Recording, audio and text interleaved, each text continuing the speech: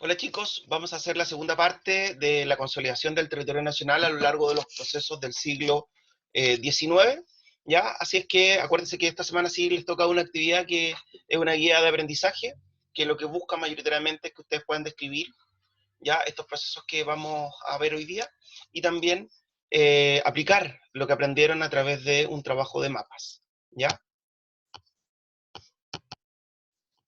Ya, el objetivo de aprendizaje, chiquillos, sigue siendo el mismo de la sesión anterior, ¿ya? Que en el fondo es describir cómo se conformó el territorio de Chile durante el siglo XIX, considerando colonizaciones europeas, la incorporación de la de Pascua, la ocupación de la Araucanía y la guerra del Pacífico y diversos conflictos bélicos, entre otros factores, ¿ya?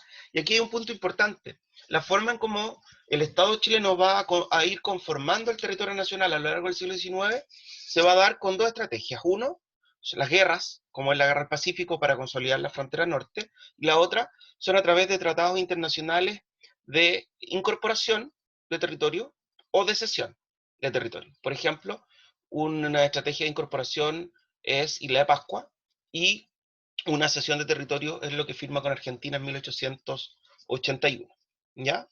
Por tanto, dos formas en cómo el Estado, o estrategias en que el Estado chileno utiliza para ir consolidando su territorio nacional a lo largo del siglo XIX.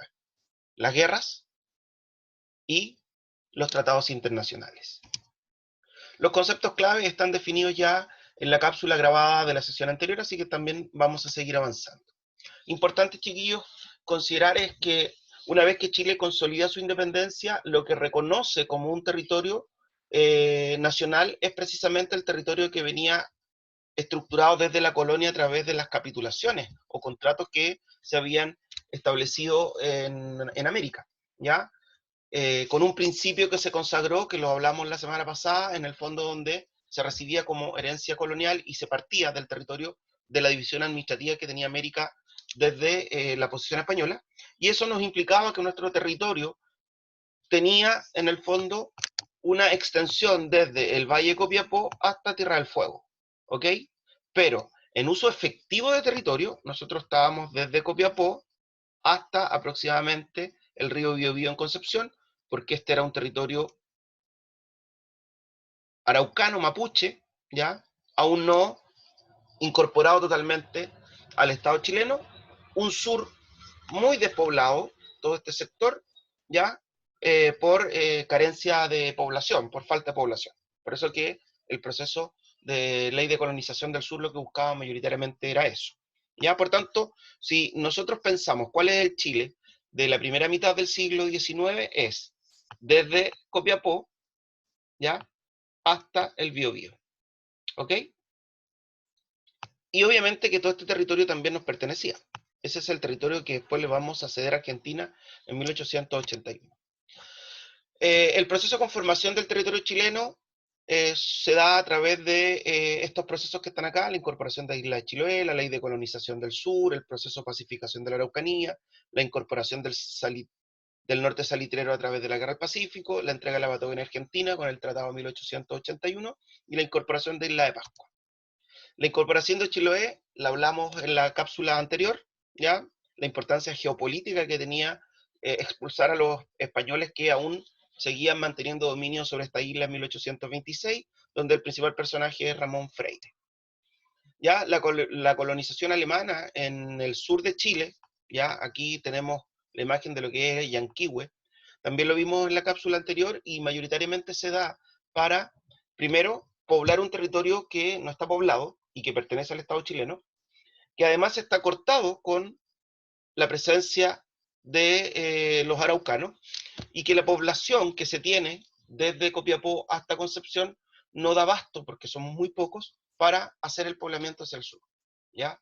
Y por eso que se hace el llamado y se invita eh, a los alemanes y otros europeos como italianos, eslavos, ya a que se vengan a vivir acá a Chile, ofreciéndoles tierras gratuitas, ya para que ellos se establezcan en este sector e inicien lo que se denomina el poblamiento del sur de Chile, ¿ya? La pacificación de la Araucanía. Aquí ya partimos con algo que es un poco mayor. Yo les decía y voy a volver al mapa de atrás para poder explicárselos a este. Yo les decía que el proceso de colonización del sur de Chile estaba asociado a estos sectores, ¿ya? A estos sectores. Pero aquí, en este sector, estaban ubicados mayoritariamente el pueblo mapuche, por tanto Chile estaba cortado si es que no se lograba incorporar a la soberanía nacional del pueblo mapuche, que ese es un conflicto que está presente hasta hoy día, ¿ya? Por eso que el Estado chileno inicia, en el fondo, una pacificación que está muy lejos de ser pacífica, sino que es una guerra de persecución hacia los mapuches para tratar de incorporarlos, entre comillas, a distintas reservaciones de tierra y poder, en el fondo, ocupar los amplios sectores baldíos y desocupados para así explotar los recursos naturales que allí existían. ¿Ya? Ahora, en esta pacificación de la Araucanía, que comienza alrededor de la década del 60 y se va a extender hasta 1880, y que en el fondo es responsable de un conflicto actual que sigue estando presente entre el Estado chileno y el pueblo mapuche como pueblo originario, es que el Estado emprendió acciones para incorporar efectivamente la región habitada por los mapuches al sur del Biobío.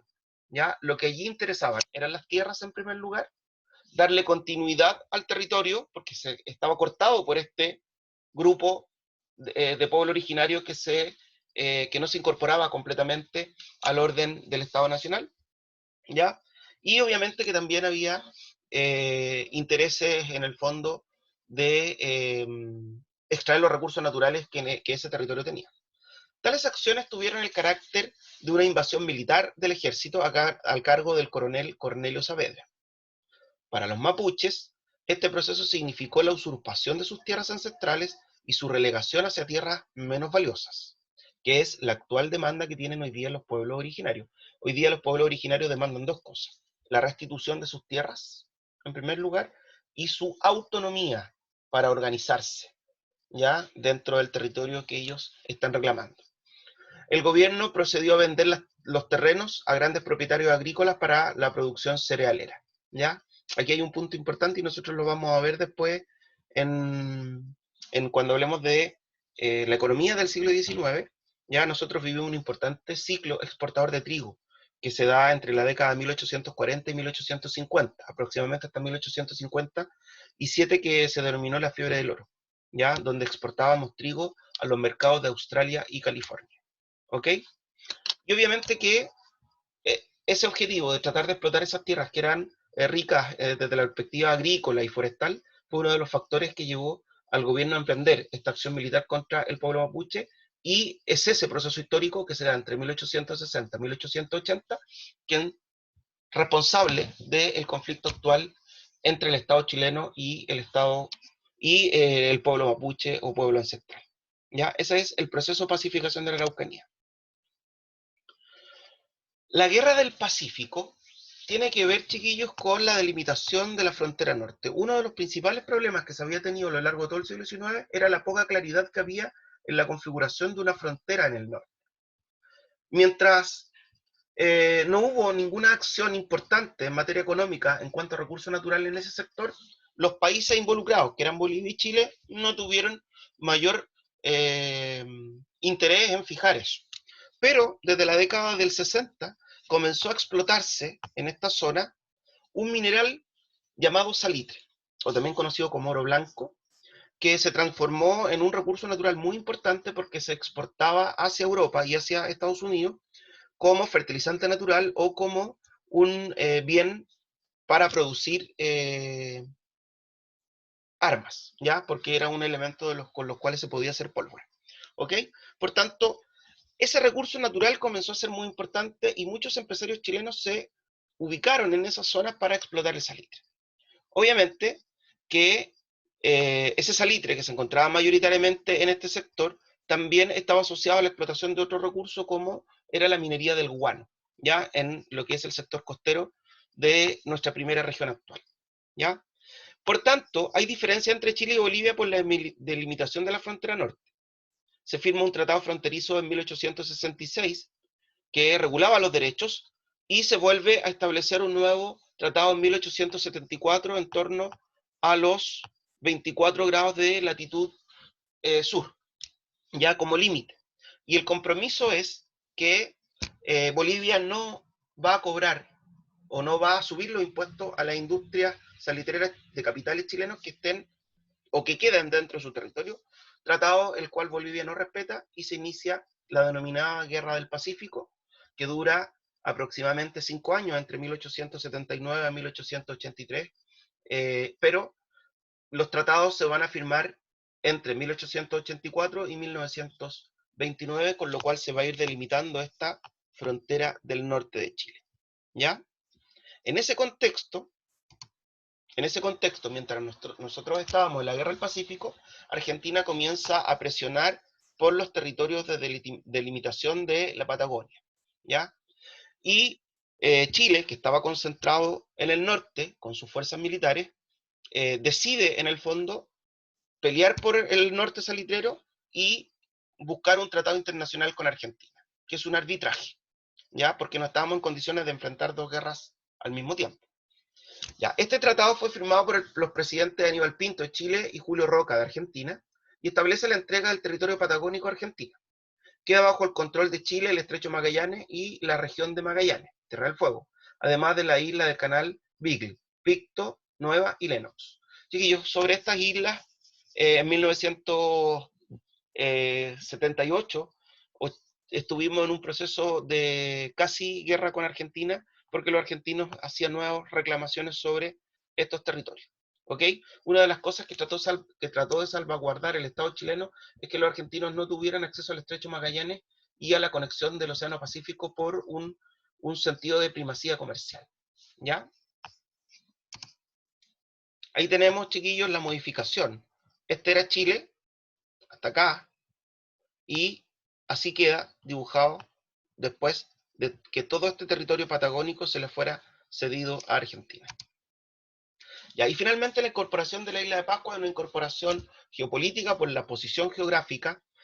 Si bien pertenece administrativamente a la quinta región de Valparaíso por ser la primera zona naval, geográficamente se encuentra frente al puerto Caldera en la tercera región.